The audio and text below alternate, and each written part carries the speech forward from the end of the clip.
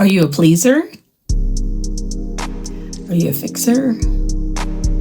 That's what we're going to talk about today. Welcome back to All About the Upgrade, where we discuss the lessons of life and thriving after 50 or younger.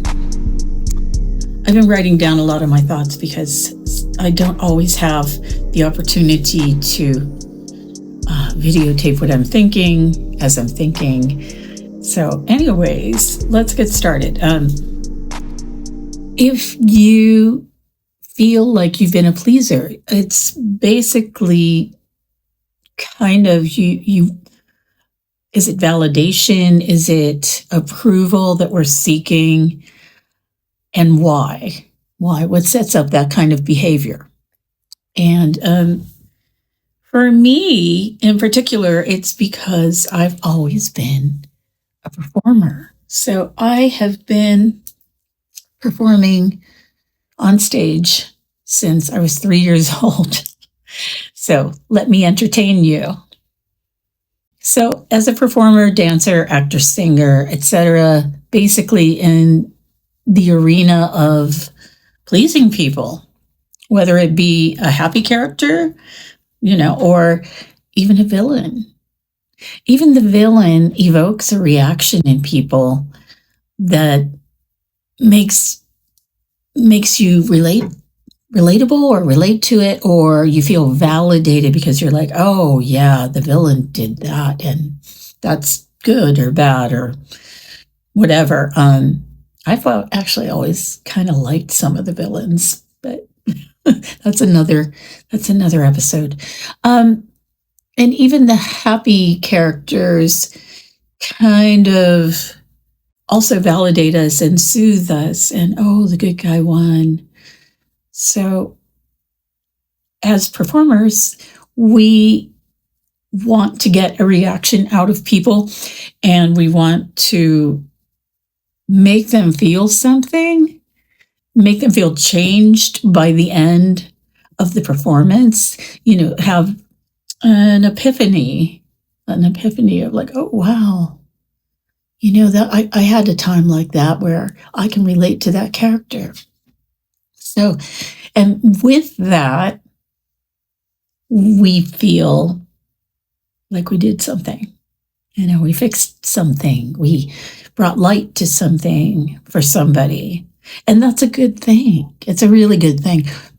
However, it's not the way to live life day to day. And I think until about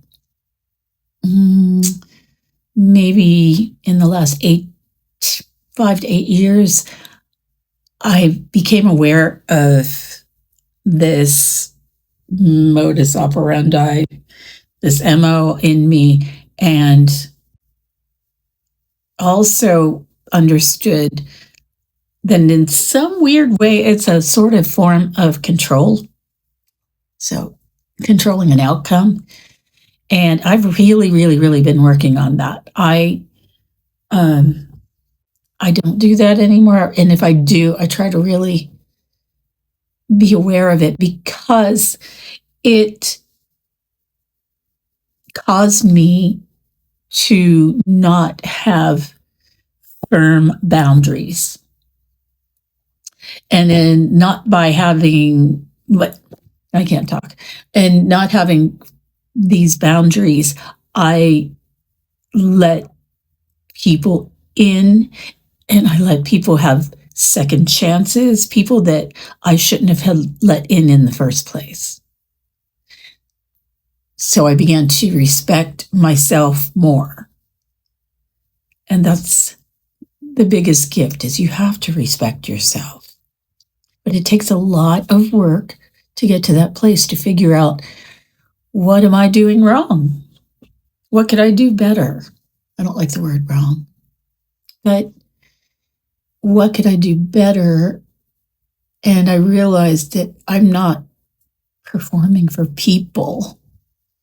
I know that might sound silly to some of you who are not performers, but there might be some aspect in your life where you are pleasing, where you are fixing, You're always the friend that's there to clean up the mess and, oh, let me find a better way for you to do that. And I'm trying really hard not to do that, especially I've learned that as a parent, because I'm always like, if you just did that to my daughter, and I'm trying not to do that, because people have to learn from themselves. And if you are always fixing, and if you are always pleasing, they're not going to learn anything for themselves. Believe me. Yeah, this is life-changing for me. Let me just look at my notes and see what else I wanted to say, because it's a big thing. It's a lot of work to be your former self and authentic soul, and you just can't open yourself up to everything. You can't open yourself up to every opportunity. And that's another thing that performers do. And I'm just going to go off on a little tangent. Performers are told, take every opportunity, because it's an experience for you and you have more experience. Take every student film that doesn't pay. Take every small role, because there are no small roles. Yes, there are. Okay. And of course you can make something out of everything, but we're not talking about your kitchen cabinet. Okay. This has taught me, now that I'm pursuing my acting again, it's taught me I'm not going to take everything. I won't even submit to audition for a role that pays under a certain price. I have a bare minimum that I will audition for. And because it takes time, and my time is valuable, and so is yours. And I won't take any part. All right. I don't submit to be background. I'm not background. Background's needed, and background is good experience. I did that when I was in my 20s, and that was fun. But you have to set a standard, because if you just are open to everything, then you'll let anything in. I guess that's my whole point. So if you are a pleaser, if you are a fixer, and you don't set those boundaries, and you open yourself up to every opportunity because of the potential, then you'll just let anything in. No filter, no net. And you're opening yourself up to a whole lot of chaos, right? You're opening yourself up to a bag of unknown chaos. And so think about that. I really would like to discuss that in the comments, and stay tuned for more. And if you enjoyed this little nugget of wisdom and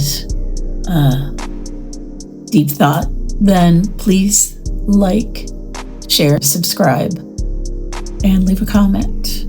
And let's do it together. All right. See you soon.